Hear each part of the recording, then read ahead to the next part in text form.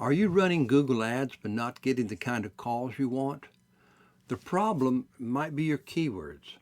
In this video, I'll show you how to find high intent keywords, the kind that bring in real customers, not tire kickers. Most people start with keywords that are too broad.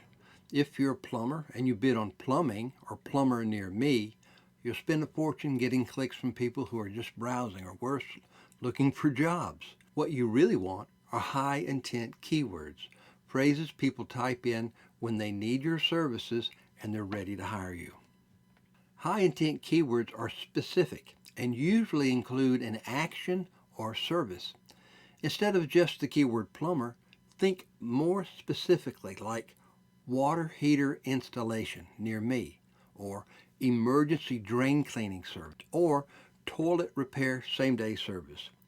You're looking for people who are in a hurry, who have a specific problem. That's buying intent.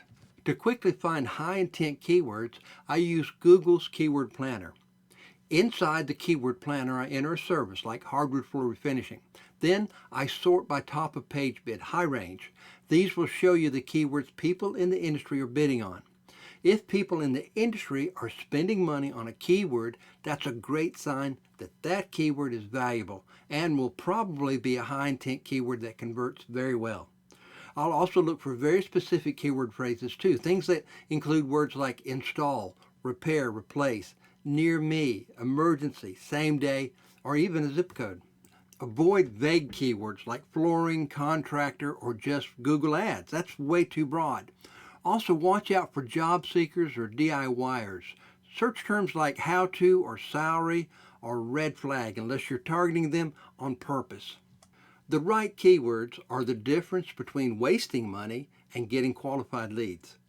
If you're not sure whether your current keywords are helping or hurting you, I offer free consultations. Just click the link in the description below and I'll be happy to take a look at your account.